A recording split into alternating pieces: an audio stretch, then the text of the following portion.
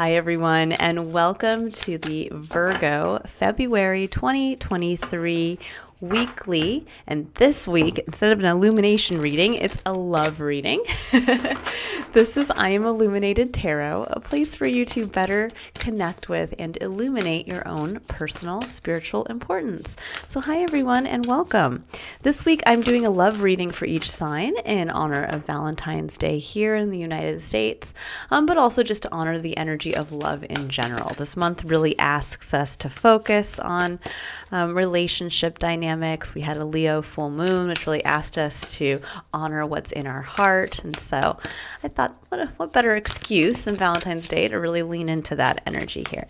So I'm going to go ahead and I'm going to be doing, we're going to be pulling a preliminary card. I am going to read the excerpt that comes with this oracle deck to get kind of a feel for what's going on currently in the energy of love or within the next month or so. And then I'm going to pull some additional cards and we'll pull clarifiers to get deeper into the message. So let's see what's going on around the energy of love for you, Virgo. What does Virgo need to know about the energy of love? Okay. We have romance. It says, lavish the one you love with personal attention and affection. I love that. So let's go ahead here and read what comes with this card. So it says, quality time is needed. Whether you are in or between relationships, do something special that adds romance to your life. If you are single, it is important to do something for you. What do you consider romantic? Is it an intimate meal or flowers given or received? If you are in a relationship, do something for your special person. If you are single, buy flowers for yourself, take a candlelit bath, or pamper yourself with your favorite cream or lotion. As you treat yourself, imagine how happy you feel, as if you are not just doing this for yourself, but for a special someone in your life. A picturesque mermaid dances with her partner. They only have eyes for each other. It is important to prioritize yourself and your relationship. Try to make romance a consistent practice. It may not sound romantic to schedule dates with someone once or twice a month, but it will benefit you in more ways than you realize. I like this. This really does speak to the energy of Valentine's Day. I know sometimes people like to look at it more as a commercialized holiday, but it does remind us that, you know, in our day-to-day kind of hectic life pace, we can forget that the intimacy between not only us and another individual, but also us and the divine, which is when we decide to pamper ourselves and be very present in enjoying the moment, enjoying the beauty of the moment. We get ourselves back in touch with what life is all about. It's not just check marking the boxes and ticking off the tasks. It's finding that time to really realize that there's an individual who is living with you or chooses to share their time with you. And that individual is as special as you are to the divine. And it's a great way to really honor that by connecting with that individual and expressing that, showing them how you feel, showing them how you honor them. And hopefully it's reciprocated. Now, again, for those of you who are maybe single, this could really say, sometimes when we actually do things that bring an element of romance into our life, it can actually lend to us finding another individual who might be doing something similar. So this could be like you book yourself a spa date and you run into another person who's booking themselves a spa date and you click, or you realize, wow, I'm going to pamper myself by going off into taking a hike that I haven't done in a long time. And suddenly maybe you connect with someone else who's doing the same thing. So it's a beautiful way to connect with others as well that might have something in common with you. Okay, but in general, it's really saying connect to the romance and do something romantic for either yourself or your partner this month. Okay, so I'm going to pull 2 additional cards. I'm going to pull one from the Romance Angels deck here. So we're going to see what else. What's another theme in love? And we're going to pull clarifiers and get a little deeper into this message here. We'll see if any specifics for anyone might want to come out. We have 2 that came out. Oh, maybe, yep, just 2. Okay, so we have healing family issues. It says your love life benefits as you forgive your parents. This is a big one. I can say from personal experience. And then we have passion. It says allow your heart and soul to sing with joy. Yeah, there definitely is something here about just really releasing yourself, allowing yourself to fall into romance and passion and sharing that with possibly someone else in your experience. Now, healing family issues, I am going to go ahead and pull some clarifiers here. Healing family issues can be so important because oftentimes we find ourselves repeating those same behaviors that our parents maybe displayed in their relationships, or it can be where we actually hold ourselves back sometimes from maybe intimate displays of passion or romance, or we hold ourselves back from being truly vulnerable because that was something that maybe we didn't see in our parents' relationship, or they weren't able to maybe provide to the individual that they were with, or may have done so and then gotten hurt. So we can sometimes bring those issues into our love life without realizing it. I know I have seen many people in my life, have issues, bringing kind of forward their issues with their parents. I mean, I can say I battled with my own. Not to say that my parents had any deep-seated issues, but there's definitely, I am a more touchy-feely, passionate, romantic individual. And my family wasn't really that kind of family.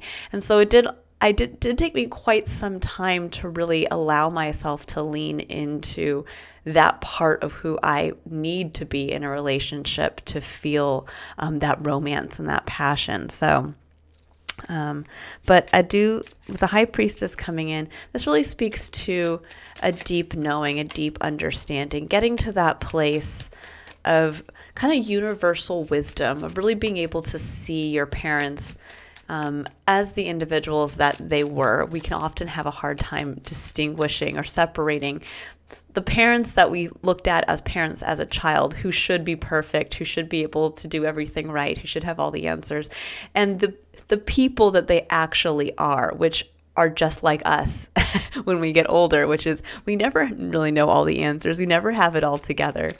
And so there is something here about really getting to that higher place of wisdom and to be able to see that with your family and it's true, and to forgive that, if they had issues regarding something, whether it was the way they communicate, maybe the way they handle their money, the way they interact with each other, we can always look at that and go, I see where that came from. I can release that. I don't have to repeat that in my current relationship. Okay, so let's go ahead and see about passion. It says, allow your heart and soul to sing with joy. Let's see what's coming in. Oh, I love it. The World. Yeah, so something has come to an end.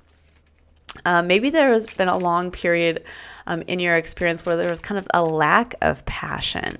And the World energy is perfect for February. February is a 9 universal month this year that really speaks to endings of major cycles, being able to really look at the lessons learned and pulling those forward to integrate them before we start the next cycle.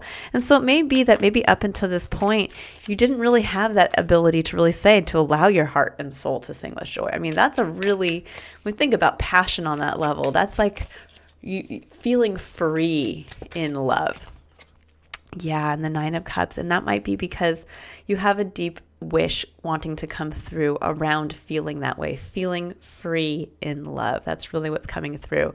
And the 9 of Cups does speak to having a lot to be grateful for. So many of you, this might be really kind of summing up, taking a look at the past, few years for yourself, getting what you can out of it, saying what you're grateful for, and then really leaning into that. What's that one wish you really want? Like if you could just feel truly free in love, what would that feel like? What kind of passion would that be like? And can you integrate that in some capacity this month? Beautiful. Okay, I'm going to go ahead and I'm going to pull an energy card now. So we're just going to kind of get an additional layer of what the energy is around love and relationships this month.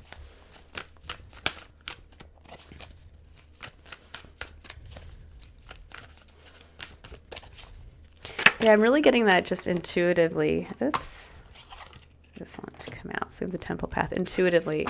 That this is, I'm almost feeling kind of like a tightness in my chest, like a I want to just take a breath and release and just let go of everything maybe that has held you back again from just feeling like you can be you in a relationship, like you maybe don't have to walk on eggshells, or that you can actually bring back this feeling of passion and romance into your life, maybe on even every level of your experience. Like maybe you've been overworking yourself and you've just been really focused on something for some period of time. And now it's saying it's time to really kind of pull your head up from that, take a look around, take a look at maybe your partner with fresh eyes, take a look at yourself with fresh eyes, and realize that there's a whole beautiful world right around you. With Temple Path, I love this card.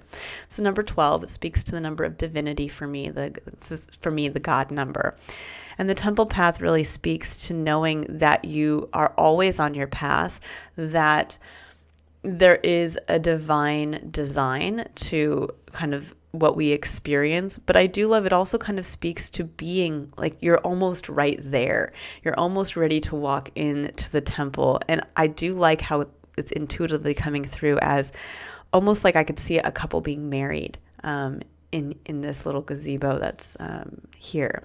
And there's something about like a blessed union coming in, or maybe rekindling romance. This could be like a vow renewal, something like that, that is coming in and really linked to divinity, which is beautiful. So I'm going to pull some clarifier cards here. I want to see if there's like an actual message for some of you. This could be pertaining to a specific individual, and maybe again that kind of almost looking at your relationship for those of you who are in a relationship from a place of sanctity, of renewal, of getting close again on that level, where you can imagine yourself before the eyes of God. And not to say that you have to believe in God, but looking at it from that perspective, and however you view the great mystery that is beyond us, whatever you choose to kind of feel is that spiritual beyond.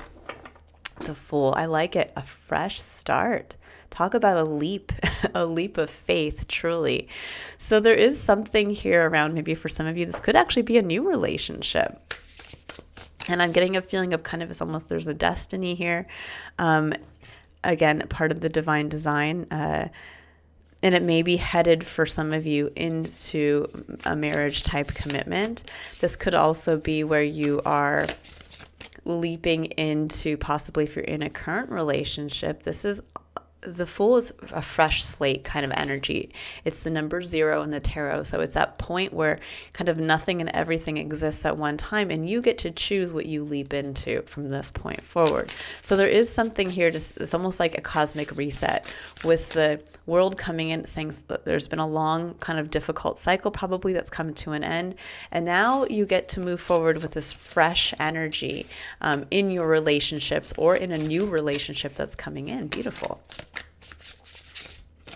See if anything else wants to come forward. You have the 8 of Wands and the Ace of Swords. Interesting. So there's fast movement towards a truth, a clarity. Could even be an idea, an inspiration on some level. But I think there might be something here where all of a sudden, 8 of Wands can also be quick communication. Nowadays, this can tie to the energy of electronic communication, so a text message and email. And I think for some of you, there may be something here where maybe very few of you, but this could be where some of you actually do get a text message that allows you to start a new cycle. It could be something where you see something in a new light. It's kind of like that aha moment, and you're like, okay, I can finally leave that person behind. Or, wow, I can finally jump into this new cycle. This could be, for those of you in the world of dating, online dating, this could be where you get the message from an individual where they're like, yeah, I'd love to go on a date with you. And suddenly it initiates this whole leap into the new. But there is a true moment of clarity coming through, I think, on how everything was kind of destined and meant to be. Really, really like that. I'm going to pull a final card here just to get a final piece of advice from Spirit. We have, you have 3. Oh, goodness. We have Butterfly spirit, transformation is beautiful with number 11. I love one of my favorite numbers. This is the doorway between what can be and what is when we choose to co-create with spirit to kind of walk through that door. Then we have giraffe spirit, see the big picture, number 29, also breaking down to a number 11. So this is not a coincidence here. Yeah, I get for some of you that it's almost like being able to see how the past cycle had to happen for you to be able to step into this new cycle that's going to really, I think, again, kind of wipe that slate clean and come into a place of a heart's wish fulfillment that is going to incorporate passion and romance. Beautiful. And then we have dolphin spirit. This and that are true, breaking down to a number 20, breaking down to a 2. So if you notice number 11 and number 29, both of them, if you took that number 11 and took it down to single digit, they would both reduce to the number 2. So you have all 2s. This is all about relationships. 2 higher, to that call in the higher energy of the 2 vibration, which is the spiritual master, the healthy, and that's really what I'm going to focus on with the number 11. It's the healthy relationship dynamic with the 2 energy, because it really speaks to 2 people coming together, the one and the one coming together on equal terms, and then opening that doorway to what can be together. Where the number 2 sometimes on the lower vibration can speak to codependency. It can speak to where we actually sacrifice our I for the I of another, or we might battle with someone else. And I like how it says this and that are true. It does mean that, yeah, that sometimes we might have to sacrifice of ourself for the other, or vice versa. But there's also the need to have that healthy dynamic, that healthy relationship. And so you can kind of look at, yes, at some point there is going to be the lower vibration, but now you're being called specifically into this feeling of transformation, into the higher. You're going from the 2 to the 11. And there is going to be, I think, for many of you, kind of a rebirth in your romantic life. So beautiful. This is a great reading for you guys. I hope you've enjoyed it. I'm going to leave it there. I look forward to reading for you next week in your weekly Illumination reading. And if you'd like to book a reading, you can click on the link in the description box below to visit or to view a list of the services that I offer. All right, everyone. Happy romantic Valentine's Day for anyone who celebrates that. Otherwise, just Virgo, have a wonderful, passionate, and romantic few weeks ahead. Bye, everyone.